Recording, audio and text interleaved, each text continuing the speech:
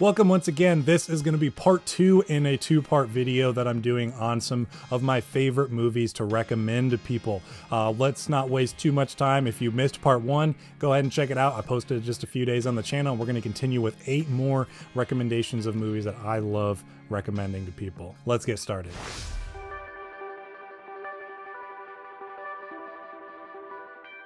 First one, continuing on, this is one that I really don't hear much about very often. That's The Outfit. This is a really fun, really entertaining kind of period piece thriller drama type thing. I think it kind of has some stuff to do with gangsters, other types of things, and it feels a lot like a stage performance, the movie, which I think is a really entertaining aspect of it. I would love to see a stage performance version of it. I think it would be really fun, but it absolutely works as a film itself too. It tells this interesting story that takes place entirely in this tailor shop, and there's gangsters who use it to kind of send messages back and forth. There's a lot of mystery surrounding a couple of the main characters. I won't spoil anything here, but if any of that sounds intriguing to you, or you're a fan of Mark Rylance in particular, this is a really great performance from him, and I love recommending this one as one that's maybe not too popular, but one that I think is a solid recommendation and a solid watch. Next, I talk about these movies all the time when I talk about foreign films. Jackie Chan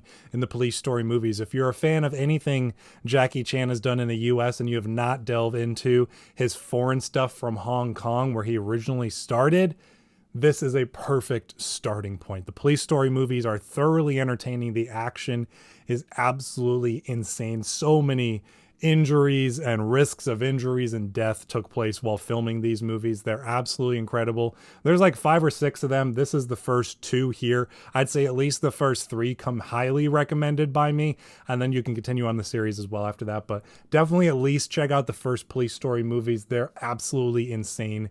Jackie Chan is a madman, and I love him all the much more for it because of what he's contributed to action filmmaking. Next, I referred to this one a little bit in part 1, and that is The Raid Redemption, for what I consider Dredd to be the American Raid.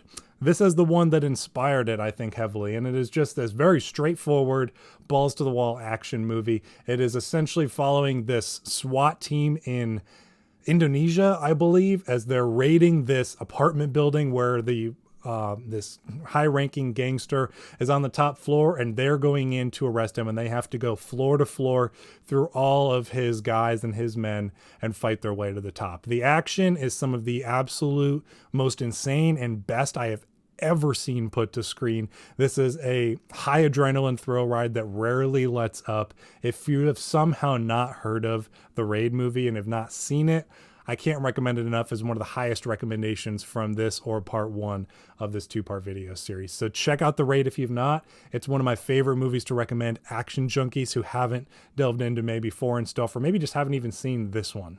Next one, this might feel as a little bit of an odd recommendation, as it's one of the few movies I've seen from this country, and it's probably one of the best examples of a movie from this country. So you may think it's a little weird to set the bar so high for an entire country's worth of movies, but RRR is easily my favorite Indian movie. I've only seen a handful so far, so that's not saying too much, but this is one of the most entertaining, fun times I have in a movie. I've seen it a bunch of times already, and it's one of my favorite movies to recommend to people. It is a Netflix exclusive, so if you want to stream it right now in the US, you do have to watch it on Netflix. I picked up this bootleg Blu-ray for it, but I love this movie so much I had to have it in my collection one way or another. So if you have not seen this movie, it is some of the most entertaining action, some really powerful and especially well-told story, great performances. It's just it's like nothing else I've ever seen as far as movies go. I can't recommend this one enough, and I always will recommend RRR to anyone looking for something more unique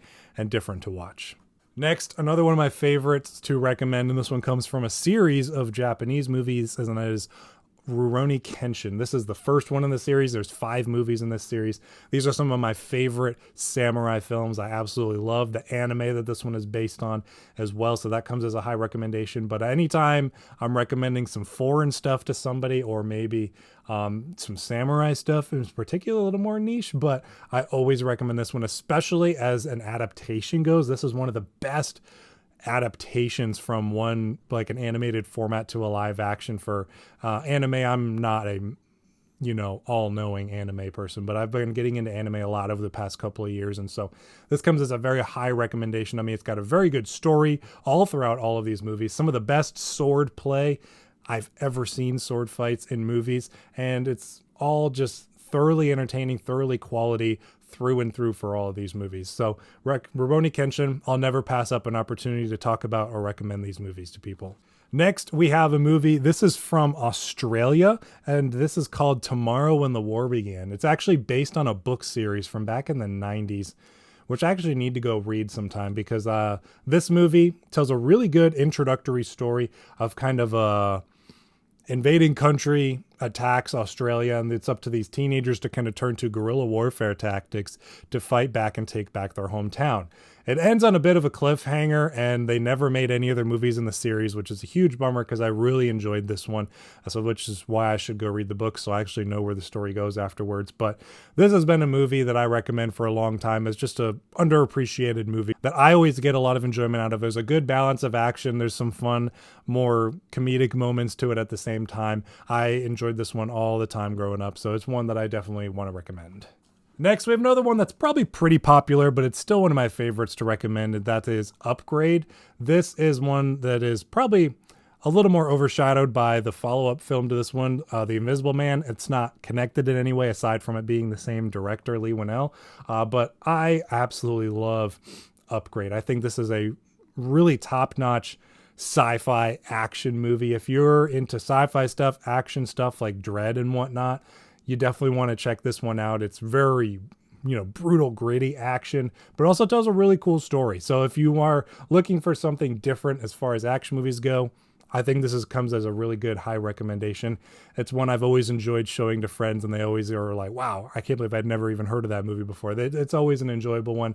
It essentially tells the story of this guy who gets in an accident, becomes a paraplegic.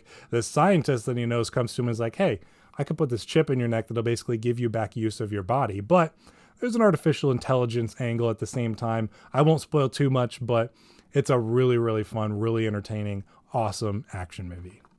Last recommendation for now. This one comes off a double pack that I have, but I want to talk about 13 Assassins. This is one of my favorite foreign films and one of my favorite foreign films to recommend to people. This is a very dark, serious, sobering movie. It is a very powerful story based on true events of these 13 samurai who basically stood up and faced against this tyrannical, evil lord who was just going through and taking over this entire nation and decided to stand up and fight back. It's a very powerful story, incredible action sequences, very, very practical as well. There's a ton of practicality to it. It's a brutal film, but one that I thoroughly enjoy and respect as I'm watching it. It's a very, very well made one, directed by, what's his name? Takashi Miike or Mike. Miike probably. I love this director. I haven't seen a lot of his movies, but any movie I've seen of his, I really enjoy. He did this Blade of the Immortal too, which was pretty good. But 13 Assassins, one of my favorite foreign films and one of my favorite foreign films to recommend to people. So that's going to wrap up this video and this two-parter. If you have not gone back to check out part one yet on some other movies that are my favorites to recommend to people, go back and do that. I really appreciate it. And thank you for sticking around to the end of this one. Join me in the comments down below with some movies that you enjoy recommending to people, some of your favorites to recommend. They could be popular ones, some more obscure ones. It's just a fun opportunity to be able to talk about the movies we love recommending to others. So thank you once again for sticking around to the end of this one. I'll see you in the next video.